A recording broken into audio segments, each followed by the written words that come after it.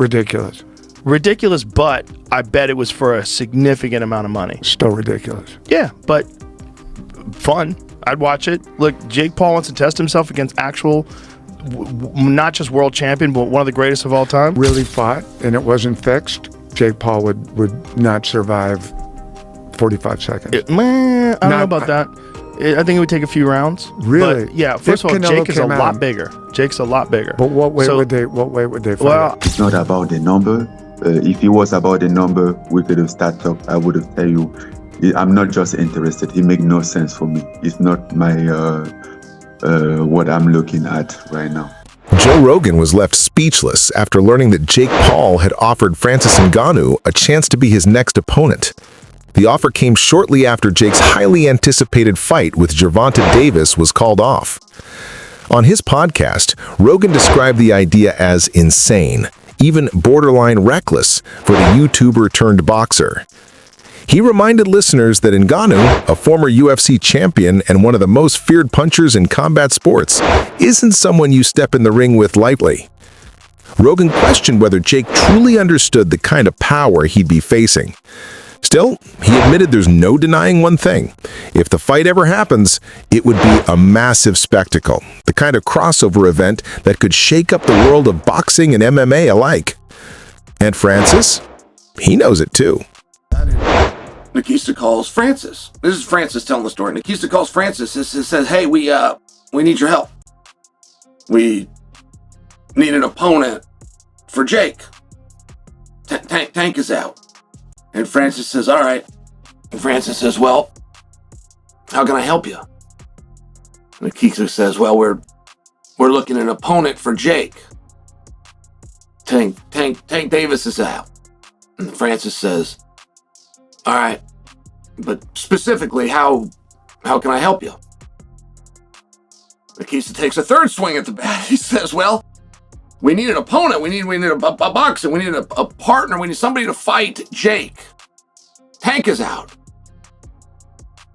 And Francis asks him again, okay, what specific... When Jake Paul's exhibition bout with Gervonta Davis collapsed amid mounting legal trouble surrounding Davis, Paul and his team went into overdrive searching for a replacement. One of the names that surfaced was none other than Francis Ngannou, the former UFC heavyweight champion turned crossover boxer, known for his terrifying knockout power, immense size, and global fame.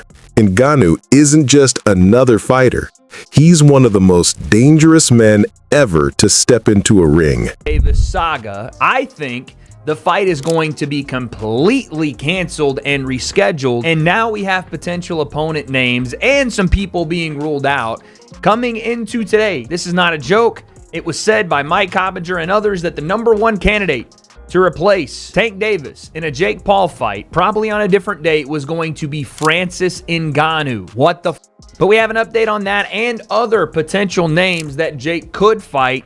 Again, I think on a separate date, and why I think the Jake and Tank fight is completely off. No more, maybe, no more, we don't think it'll happen. I think Michael Bisping was quick to point out the extraordinary size gap in the rumored matchup between Jake Paul and Francis Ngannou. He reminded fans that Paul's original opponent was Gervonta Davis, a lightweight, far smaller and faster, before that fight fell apart. Bisping noted that moving from Davis to Ngannou puts Jake Paul on completely opposite ends of the spectrum when it comes to physical dimensions and danger level. He emphasized that the leap isn't just about skill or experience. It's about raw power, reach, and the sheer legitimacy of threat. Facing a knockout artist like Ngannou, Bisping warned, is an entirely different kind of fight. One that could redefine what risky really means in boxing. Like Mike Tyson, who's 58, Anderson Silva, who was way past his prime, people like Nate Diaz, who were way smaller. Gervonta Davis really did take the piss. I mean, that was just the craziest shout ever. To go from fighting Gervonta Davis, way smaller, to now boxing Francis Ngannou. I mean, listen, if he does it, fair play. But I just call #1 bullshit on this brother, because I don't see this happening. No. This is #1 bullshit. I just don't believe it. I don't believe it at all. Nate Diaz, yeah, 100%. I mean, he beat him once already. I'm sure Nate Diaz would love to get another big payday, because obviously boxing on Netflix and going up against Jake Paul, given his success, given the name that he has, and given the magnitude of his events, Nate Diaz will get paid an absolute fortune once again. We know that it wasn't too long ago Jake Paul was talking about boxing Anthony Joshua, and that never came to fruition. There's absolutely no way he would box Anthony Joshua. If he did, if he was to do something like that, whether it be Anthony Joshua or Francis Ngannou, I'd give him his props, I'd give him his credit. And you never know, maybe he would do it just for the clout, because in many ways it would be, sorry about the airport notifications, it would be, you know, an admirable thing to do, and it will be Jake Paul taking on somebody bigger. According to Francis Ngannou, the outreach from Jake Paul's camp to step in as a replacement for Gervonta Davis came completely out of the blue. The offer, he said, felt abrupt and didn't align with his current career goals. While money was reportedly part of the discussion, Ngannou made it clear that this wasn't about a paycheck. He turned down the proposal, explaining that the terms and timing simply didn't make sense. Ngannou also questioned how anyone could frame a switch from Gervonta Davis, a lightweight, to himself, a heavyweight powerhouse, as a logical move. For him, it wasn't just about hype. It was about the fight making professional sense. To fight Jake, to replace Gervonta, I'm like, who's Jake? You know, like, I was so confused, you know, like, I wasn't expecting that at all. And he said, yeah, Jake Paul, you know, he's fighting, and I'm like, no, bro, come on, don't